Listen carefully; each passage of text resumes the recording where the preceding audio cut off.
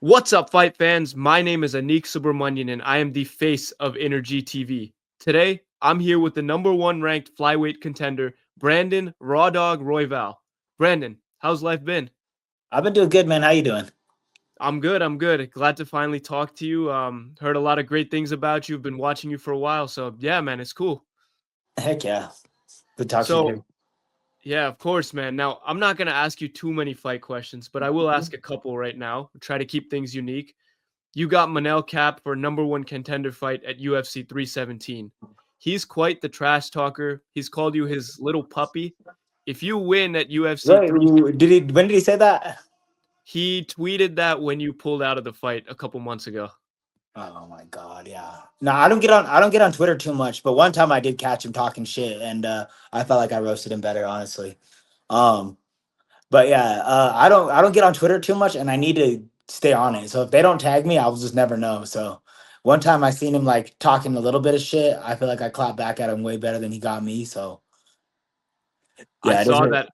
I'll it is. keep What it is. I saw that, man, and I'll keep sending those things to you. But if you do win at UFC 317, since he's called you his little puppy, do you plan on barking at him like Gene Silva? Nah, I don't think Manal Cape knows what raw dog is. But I mean, raw dog's when Mokayaba's pulling his fucking little shorts around his ass and having his way, you know? Makes sense, my man. I think you both are going to take over that press conference, so I think you both will get a lot of shine before the fight as well. Hell yeah. I mean, it is what it is, man. I feel like I put in a lot of work for this camp. I've studied Manal Cape very well, and I just really can't wait to fucking fight. I'm excited, man, and I'm excited you're coming in full health. I know that concussion, it was a lot. Real fans understand how bad it is, so we appreciate you taking the time and looking out for your health. But yeah, man, this is going to be a really exciting fight. I think you might steal the show at International Fight Week. What do you think? Oh, that's the plan. The plan's still showing. Like I'm a 5 round fighter. I think anytime I'm fighting for a number one, you're fighting for the number one spot. You should fight 5 rounds. The only reason that um I was so stoked about this is that it's International Fight Week and it's a chance to gain opportunities and it's a chance to gain fans. And it's like I don't give a fuck what anybody says. I deliver fights. Like I go out there and I fight my fucking ass off. Any fight I've ever been that wasn't exciting was due to somebody else's bullshit. You know, every fight I've ever been in charge of or ran is like I go out there and deliver. I feel like I've had one of the most bonuses in the flyweight division. Um, and it's like that's why I decided to stay on that International Fight Week instead of having a 5 round main event. Man, one fight I always wanted to see was you versus Deiveson Figueiredo. Obviously, he moved up and you were still working your way up to the top at the time. But man, you're one of the first people who got people to view flyweights as exciting fighters. So you're definitely, your legacy is already established. Now you're just trying to add championship and more wins to your resume. Yeah, yeah. You know what's cool is I've been training with Cory Sandhagen for this Figueiredo fight. So the last couple weeks I've been able to kind of like do my little Figueiredo impression and yeah, no, I would love that fight one day too, but whatever. It is what it is and you know, my goal is to attain that flyweight belt. Now, speaking of Cory Sandhagen, he's a really funny guy. His YouTube's always got funny skits going on. You got to tell me your funniest moment with Cory Sandhagen. I don't know about funniest moment. I guess I can't really think of anything specific, but yeah, he's pretty entertaining, man. He's really funny. And I don't know. I thought like his last skit was like super funny. Like he did like a skit where he's like making fun of Sean O'Malley, kind of, and it's like, bro, low key just dissed on my everyday outfit. It was like a wife beater, shoes and Nikes, and like with Nikes and like a hat, and it's like that's literally what I wear every day. Like if the sun comes out, I'm wearing a wife beater. I might wear pants. Most time I'm wearing sweats, but and a pair of Nikes. So I was dying at that. I was like, this he dissed on my whole entire outfit. Nah, man, Corey can be so funny just by without even trying to be funny. That's just him. So it's Yeah. he's fun to watch.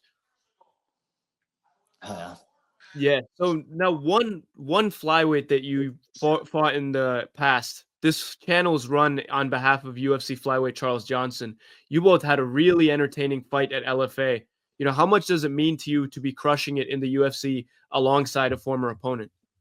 oh, it's really cool. And then it just validates like the stuff we were doing for LFA too. It's funny that like Charles Johnson and I fought for like pennies and now it's like we're both up there killing it. It was I feel like I fought a handful of guys in the LFA that went on to go to the UFC, and or at least the contender series or something of that sort. And Charles Johnson being one of them. And it just not only shows how good the LFA is, but just shows you know, the come up of how hard some of it was.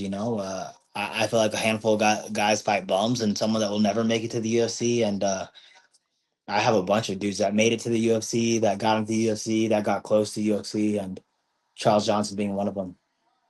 Yeah, it only makes your resume look better, and obviously the LFA, we've had a lot of great guys come up from there, so it's pretty cool to see. Yep. So now I'm gonna move forward to your family life, right? You have a Mexican heritage. What's one Mexican tradition that is a part of your everyday life that you bring into your fighting career? I'm hella Chicano. Like, to be honest, like I'm hella Chicano. Like I'm really Americanized.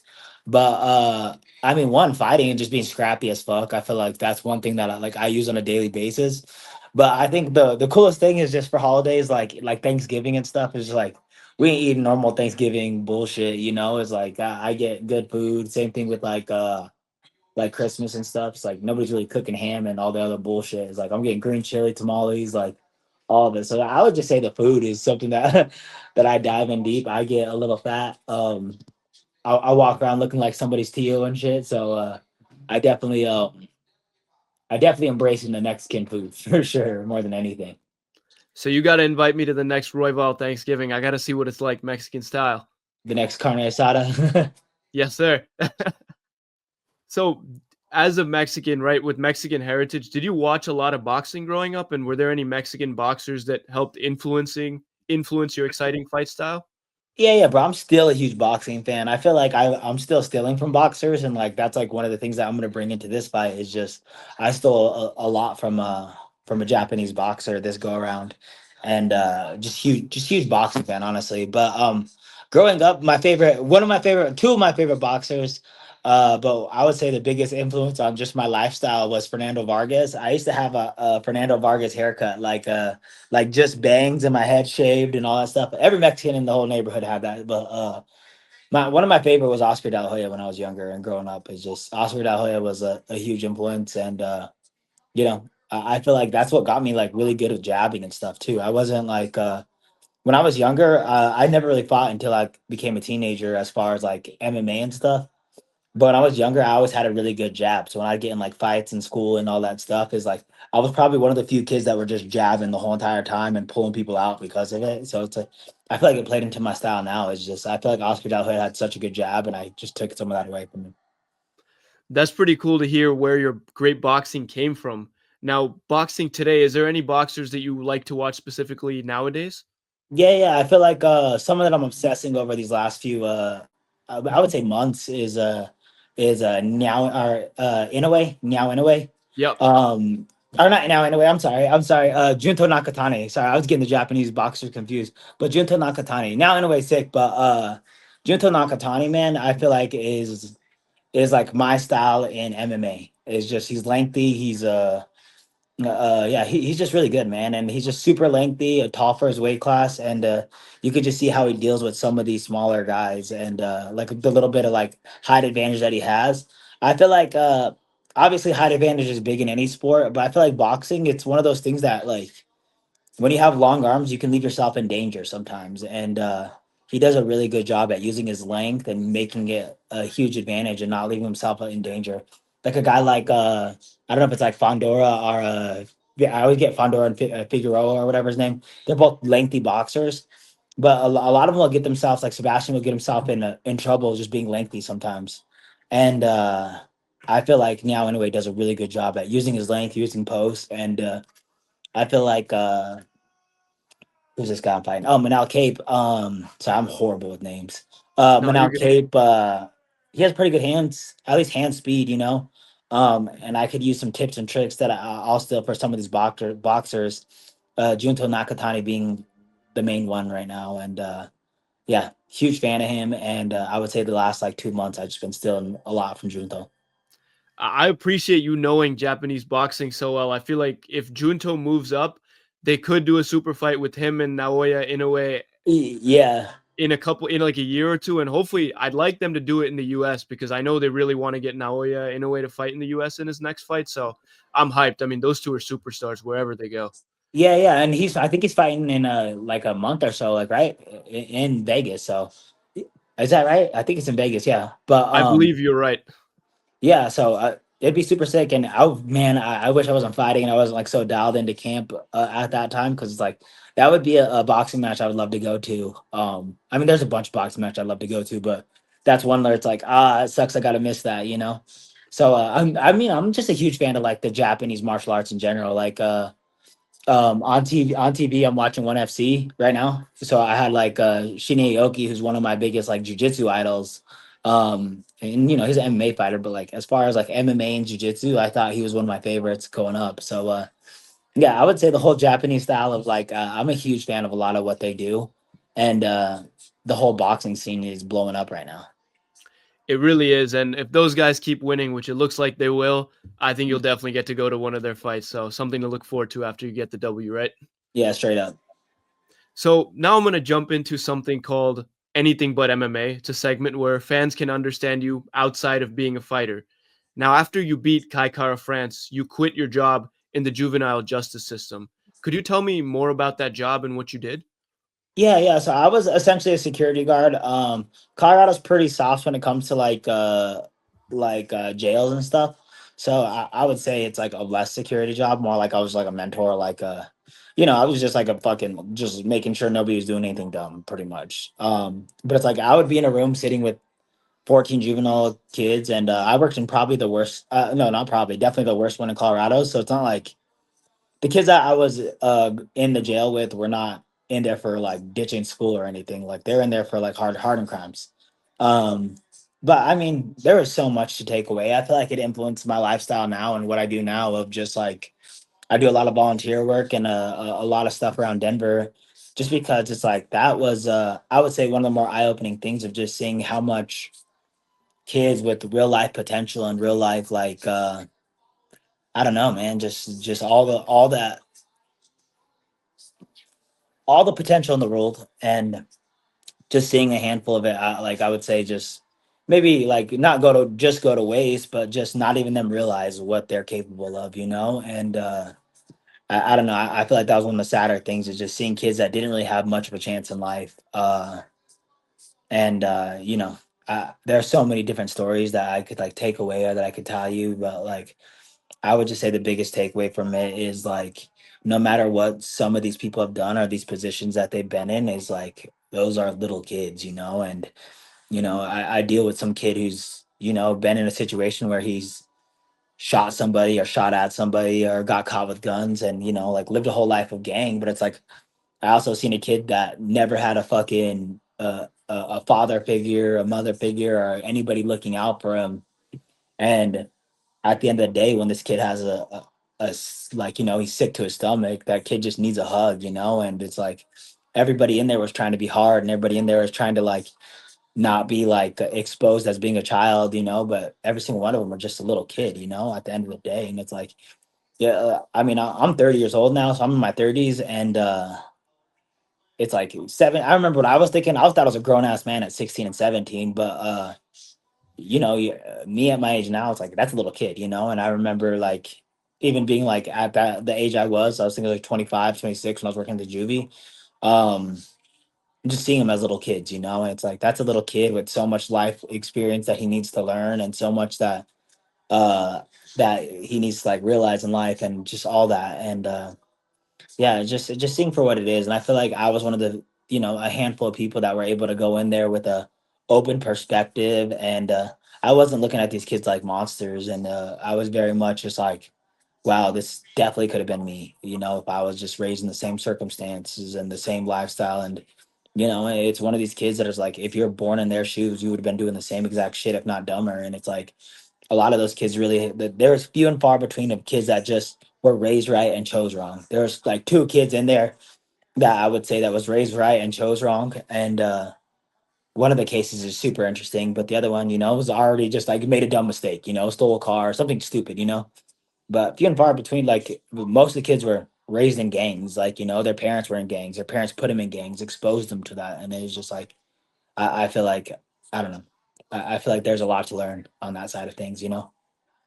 That's a tough story, man, and I appreciate you sharing that with me. It's cool that you're working towards helping charities and trying to flip the narrative. And even if you help one person, you had definitely made an impact. So, is there any specific charity goals you have going forward? Yeah, yeah. My own.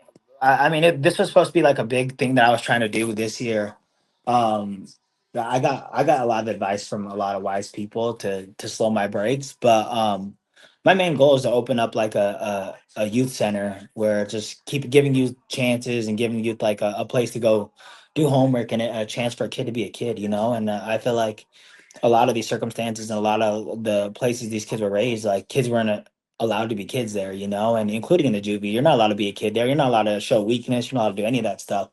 Um, so it's like if I can present an opportunity for a kid to be a kid, then I feel like that'll open a lot more opportunities to just I don't know growth and all that stuff. So one of the things I really want to do as soon as I'm done with this MMA career, because I have bare minimum of hours opened, and most hours I am working and grinding to try to win these fights are during school hours and during like all this stuff. So it's like I've been lucky enough to like go inside Denver schools, and like I have access to walk into any school and talk to like mentor youth and all this stuff, and work with a handful of kids after school and all these little after school programs. But that's my goal after MMA, is just to be some kind of youth leader, open up my own little nonprofit, and do the best for the youth, and try to raise, try to make the community around me better.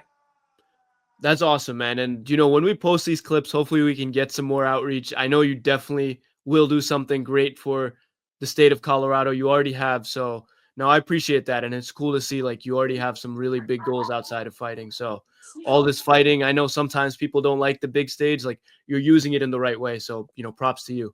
Yeah, yeah. No, I always thought that too. Is just like my dreams are coming true. Like I'm over here. I didn't even expect to fight in the UFC, bro. I was hoping I'd get there, but I pretty much was like, I'm just happy to be a professional fighter, and I love training. But now it's like my goal is to help make other people's dreams come true too. And that's kind of like where I don't know where I'm at now in life, is just like, if I can't change anybody else around me and make anybody else's life easier, what is it? Rising tide lifts all, or what is it? You know what I'm saying? That saying, it's like a rising tide lifts all. I don't know. Whatever it is, it's just like if I'm not if I'm out here making myself better, then I need to make the community around me better, and everything around me gets better. And I believe that to the fullest. Is just if you're striving to do something great, everything around you becomes a little bit better because the circumstances and what you're raising, And if I could raise the level of everybody around me, then life becomes a lot easier for me and everybody around me. Now, I appreciate hearing that, man. And, this is such a positive note. You want to end this off with one positive note for your fans? Give a thank you shout out before the fight? I mean, a positive note. I don't got any good quotes or anything, bro, to be completely honest. But I don't know if anybody's just watching this and like has a goal or a dream to chase. It's like, bro, and like I tell this to the kids all the time. It's just like I go and play basketball, and like like I'll go and like play soccer with the kids or whatever it is, and it's like I'm the least athletic person there's ever been, man. The consistency, hard work is what got me here, and just being very consistent in everything I do in life is really why I'm here right now and in the number one contender spot and on these big shows and back to back main events, and now I'm fighting my first not main event in like 2 years. So it's like I would say just be consistent and pour your heart into everything you love.